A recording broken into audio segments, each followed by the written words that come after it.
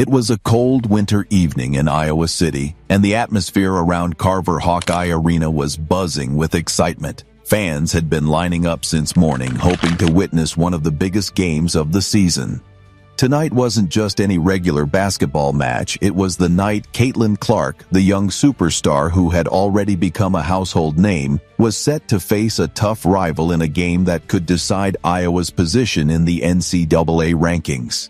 Inside the arena, the energy was electric, with thousands of fans waving banners, chanting Caitlin's name, and holding up posters calling her the Queen of the Court. But while the fans were preparing for history to be made, Caitlin was about to face one of the most stressful and shocking moments of her career.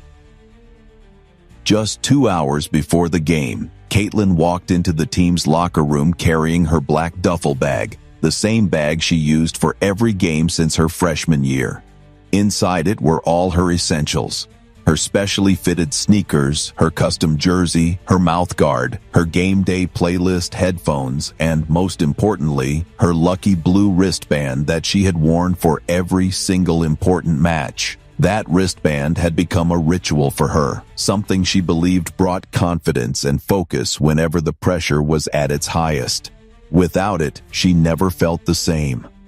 She placed her bag neatly in her locker and went to the training room for her usual pre-game routine: stretching, meditation, and visualization exercises.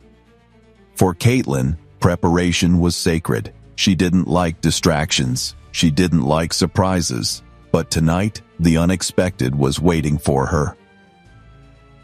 About 30 minutes later, Caitlin returned to the locker room, ready to start dressing up for the warm-up session. But when she reached her locker, she stopped in shock. Her duffel bag was gone. At first, she thought one of her teammates might have moved it as a joke. But after glancing around, she noticed that everyone else was focused on their own preparations. None of them seemed to be paying attention to her locker. Caitlin asked casually, trying to keep her voice steady, "Hey, did someone move my bag?" One of the girls shook her head and said, "No, I haven't seen it." Another chimed in, "Wait, it's not in your locker?" The more people she asked, the stranger it felt. The bag wasn't just misplaced, it had vanished. Within minutes, her teammates stopped what they were doing and began searching the entire locker room.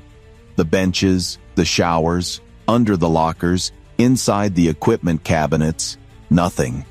Her duffel bag was nowhere to be found. An uneasy silence fell over the room. This wasn't just any bag. Without it, Caitlin had no jersey, no sneakers, no mouthguard, and most importantly, no lucky wristband. The assistant coach rushed in, followed by the team's equipment manager, and everyone quickly realized this was serious. There were only 90 minutes left until tip-off, and the team's star player didn't even have her gear. Security was called immediately. Arena staff started checking hallways and exits while reviewing surveillance cameras around the locker room area. Caitlin sat on a bench, her elbows resting on her knees, her hands covering her face. 1,000 thoughts raced through her mind. Who would take it? Was it a random thief? A fan who somehow got inside?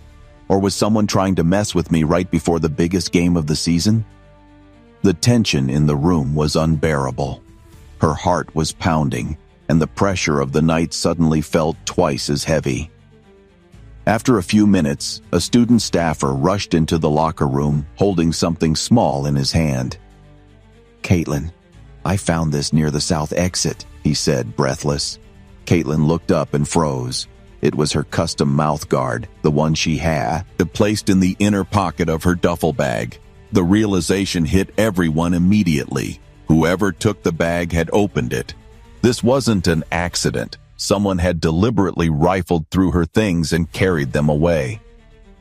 Panic quickly turned into frustration. Some of the players whispered among themselves, wondering if this could have been done by someone inside the building. Could it have been a rival fan? Could it have been someone from the opposing team trying to rattle Caitlin before tip-off? The idea seemed crazy, but nothing else made sense. The minutes were slipping away. With just under an hour left, the equipment manager handed Caitlin a backup jersey and an extra pair of sneakers. But the jersey had no name and no number. The sneakers were a size too small and hadn't been broken in. Caitlin stared at them for a long moment, torn between her discomfort and her competitive instinct. Playing without her own gear didn't feel right, but sitting out was unthinkable. Then came a breakthrough. Arena security received a call from a janitor working near the parking lot. He had spotted a black duffel bag stuffed inside a trash bin near the side exit. Caitlin and one of the assistant coaches sprinted across the hallways to the parking area, their footsteps echoing against the concrete. And there it was, her bag, crumpled and half open inside the trash. Caitlin's hands trembled as she pulled it out. Her jersey was there, her headphones, her wristband, all intact. But her sneakers were missing. It was clear now. Whoever took the bag had been after something specific, or maybe they had just wanted to mess with her head. Caitlin tied the faded blue wristband around her wrist, exhaled deeply, and whispered to herself, "Not tonight. Nobody's stopping me tonight." By the time she got dressed, there were only 15 minutes left before warm-ups. She borrowed a teammate's spare sneakers, tied them as tightly as she could, and joined the team huddle. Her coach looked her straight in the eye and said, "Whoever tried to throw you off your game, make them regret it." Caitlin nodded. Something inside her had shifted. She wasn't just playing for the win anymore. She was playing to prove a point. When she walked onto the court, the crowd erupted into chants of her name. From the very first possession, Caitlin played like a woman possessed. She drove past defenders, nailed impossible three-pointers, and delivered jaw-dropping assists. Every basket felt personal, every moment fueled by the fire of what had happened just minutes before. By halftime, she had already scored 28 points with 7 assists. Social media exploded with highlights of her performance, but nobody in the arena knew what she had gone through before stepping onto that court. The final moments of the game were pure drama.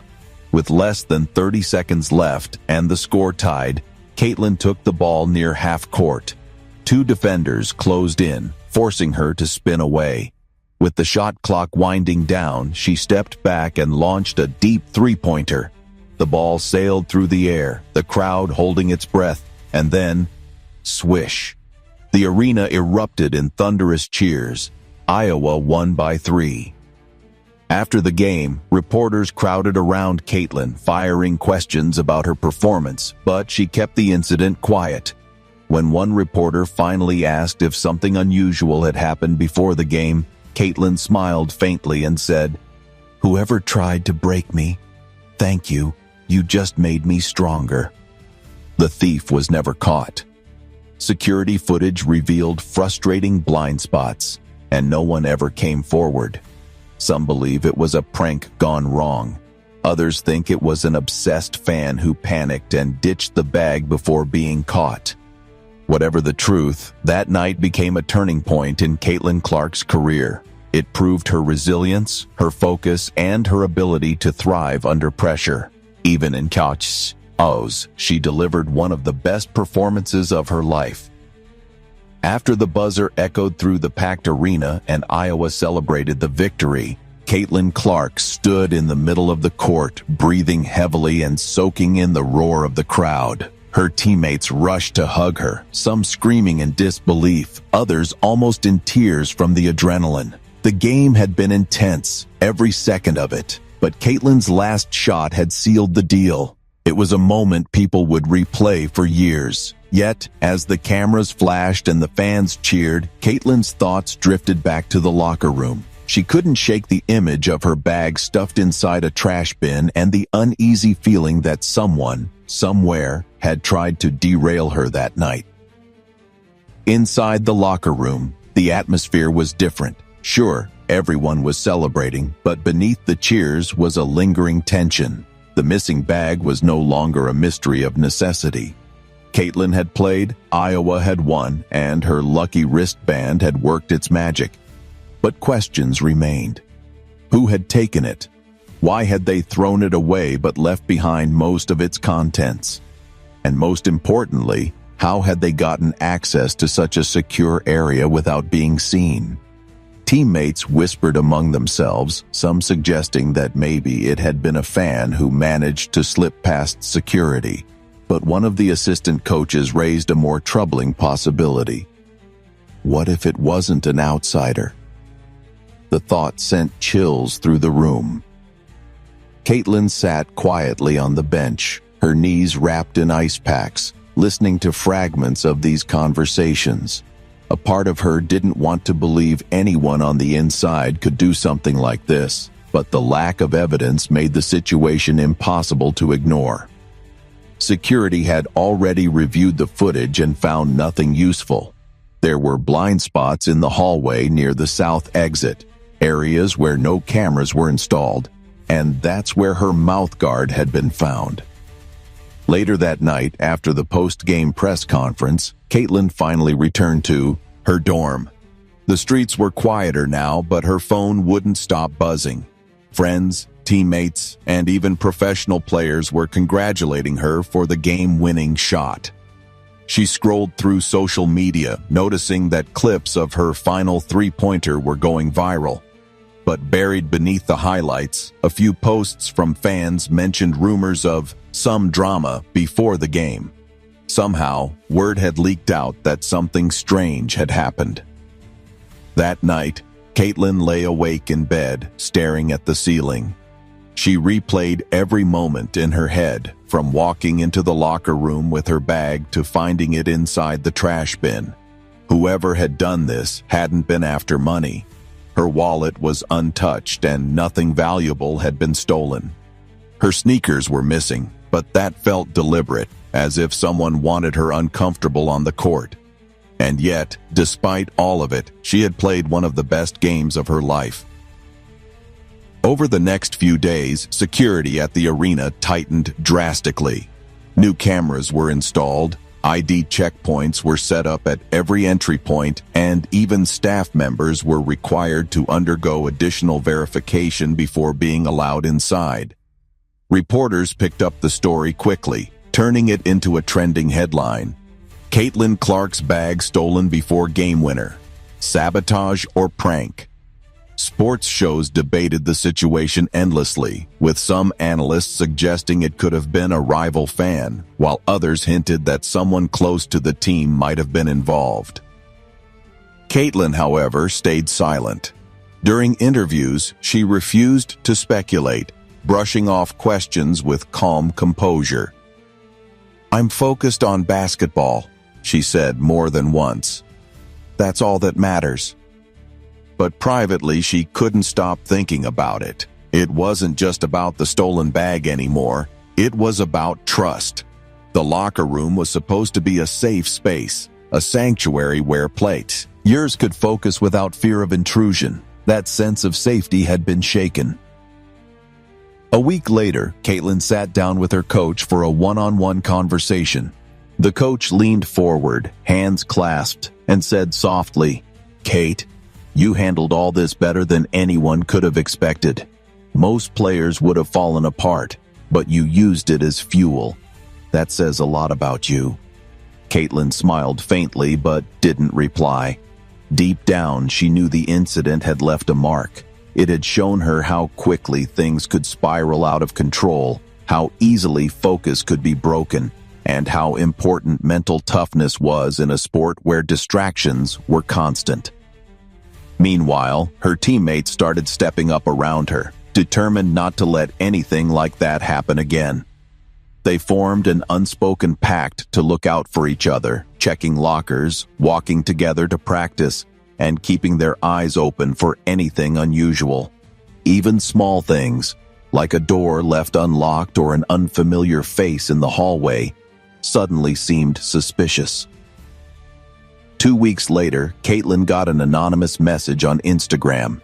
It read, "You played well, but next time, you won't be so lucky." Her stomach dropped.